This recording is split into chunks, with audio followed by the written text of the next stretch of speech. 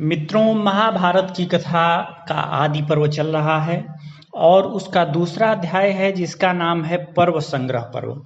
इस पर्व में हम लोग जानेंगे कि समंत पंचक क्षेत्र का क्या महत्व है या समंत पंचक क्षेत्र क्या है, जिसे हम कुरुक्षेत्र के रूप में आज जानते हैं। और ये भी जानेंगे कि वहाँ 18 क्षौणी सेनाओं का विनाश हुआ था। तो एक अक्षौणी सेना में कितने सैनिक होते हैं या उसका क्या मतलब है। इसके अलावा महाभारत में जितने भी पर्व हैं और उनमें क्या क्या कहानियाँ लिखी गई हैं, सबके बारे में थोड़ा थोड़ा इस अध्याय में बताया गया है। और अंत में महाभारत के श्रवण और पठन का क्या महत्व होता है ये बताया गया है। जैसा कि मैंने पिछले अध्याय में बताया कि सूत जी यानी कि उग्रश्रवा ऋषि जन्मेजय के यज्ञ से आए थे नैमिषारण्य में, जहाँ 12 वर्षों का एक सत्र आयोजित हुआ था, जो शौनक ऋषि के कहने पर चल रहा था या उनके अधीन ये काम हो रहा था। तो वहाँ ब्रह्मर्षियों ने उनसे पूछा था कि महाभारत की पवित्र कथा सुनाइए, और उन्होंने सुनाना शुरू किया था। तो ऋषियों ने कहा कि आपने जो समंत पंचक यानी कुरुक्षेत्र बोला, वो उसके बारे में बताइए कि ये क्षेत्र क्यों फेमस है।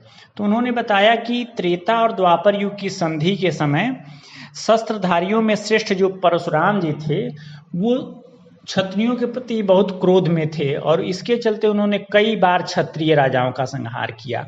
उन्होंने संपूर्ण क्षत्रिय वंश का संहार करके इसी कुरुक्षेत्र यानी समंत पंचक क्षेत्र में रक्त के 5 सरोवर बना दिए, और उस रक्त रूपी जल के सरोवरों से ही उन्होंने रक्तांजलि दे करके अपने पितरों को तर्पण दिया था। तो उनके जो पितर थे ऋचिक आदि लोग, वो लोग बहुत प्रसन्न हुए और बोले कि हे महाभाग, तुमने हम पितरों को इस तरह संतुष्ट किया, हमें तुम्हारी पितृभक्ति और पराक्रम पर बहुत गर्व है, तुम्हारा कल्याण हो, तुम्हें जो वर चाहिए वो मांग लो। तो परशुराम जी ने कहा, हे पितर, अगर आप लोग मुझ पर प्रसन्न हैं और मुझे अपना अनुग्रह का पात्र समझते हैं, तो मैंने जो क्रोध के वशीभूत होकर के इस तरह क्षत्रिय वंश का नाश किया, यह कुकर्म जो हमसे हो गया, उसके पाप से मैं मुक्त हो जाऊं, और मैंने ये जो रक्त के सरोवर बना दिए हैं, ये सरोवर भी संसार में प्रसिद्ध तीर्थ के रूप में माने जाएं, ऐसा मैं वर आप लोगों से चाहता हूं। तो पितरों ने उन्हें ऐसा वर देते हुए कहा कि अब बचे खुचे क्षत्रिय वंश पर अपना पराक्रम मत दिखाओ, इन्हें क्षमा कर दो, बहुत हुआ क्रोध। इस तरह परशुराम जी शांत हो गए। तो यही जो प्रदेश है यानी कि उन रक्त सरोवरों के आसपास का जो प्रदेश था, उसी को समंत पंचक कहा गया, क्योंकि यह 5 कुंड भरे थे वो खून से। और फिर जब पितरों ने आशीर्वाद दे दिया तो यह क्षेत्र पवित्र माना जाने लगा।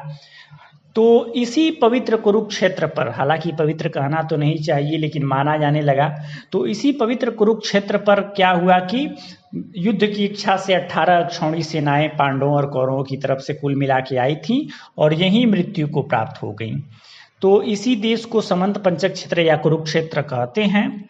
तो यहाँ ऋषियों को सबसे बड़ा संदेह ये आया कि आपने इस क्षेत्र के बारे में बताया, लेकिन जो आपने 18 अक्षौहिणी सेनाएं कहीं, तो हम जानना चाहते हैं कि अक्षौहिणी में कितनी सेनाएं होते हैं, एक अक्षौहिणी में कितने पैदल लोग होते हैं, कितने घोड़े होते हैं, कितने रथ होते हैं, कितने हाथी होते हैं, क्योंकि आप सब जानते हैं, तो आप बताइए। तो उन्होंने शुरू से बताया कि एक रथ, एक हाथी, 5 पैदल सैनिक और 3 घोड़े हों, तो इतने को एक पत्ती कहते हैं। फिर बढ़ते बढ़ते बढ़ते बढ़ते एक अक्षौहिणी तक जाता है। तो एक अक्षौहिणी में उन्होंने बताया कि एक अक्षौहिणी सेना में 21,870 रथी होते हैं, 21,870 हाथी होते हैं और 65,610 घुड़सवार लोग होते हैं, साथ ही 1,09,350 पैदल सैनिक होते हैं।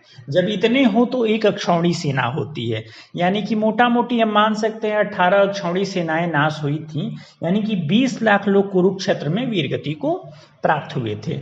इसके बाद से बताते हैं, थोड़ा सा वर्णन देते हैं कि ये 18 दिनों तक युद्ध चला था और इन्हीं 18 दिनों के युद्ध में 18 सेनाएं नष्ट हुई। साथ ही उग्रश्रवा ऋषि यानी सूत जी उन्हें बताते हैं कि वेद व्यास जी ने महाभारत में 100 पर्वों की रचना की।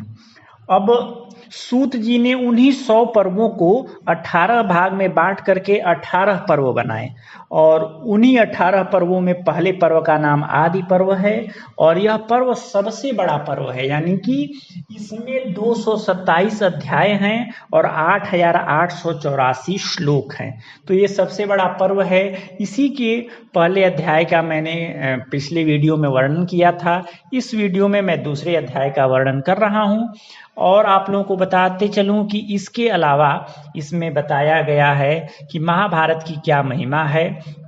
और महाभारत एक ऐसा महाकाव्य है जिसकी कथा अगर आदमी जाने तो उसके धार्मिक, आर्थिक के साथ साथ भौतिक और ईश्वरीय उन्नति भी होती है, यानी कि वह आध्यात्मिक रूप से भी काफी उन्नत होता है।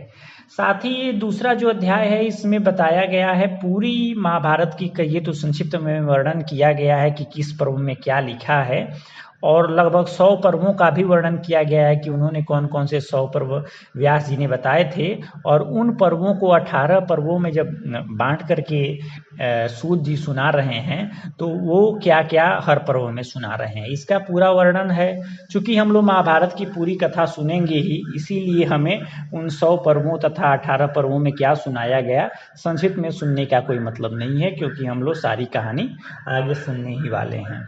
इस तरह इस पर्व के अंत में महाभारत की महिमा भी बताई गई है कि महाभारत एक महाकाव्य है और धर्म अर्थ को जानने वाले सभी लोगों को इस महाभारत का पाठ करना चाहिए। अगर कोई ब्राह्मण संपूर्ण वेद पढ़ा है, सारे शास्त्र पढ़ा है और महाभारत नहीं पढ़ा तो उसका ज्ञान कम है। इस तरह से इस अध्याय के अंत में महाभारत की महिमा का वर्णन करते हुए इस अध्याय को समाप्त किया गया है।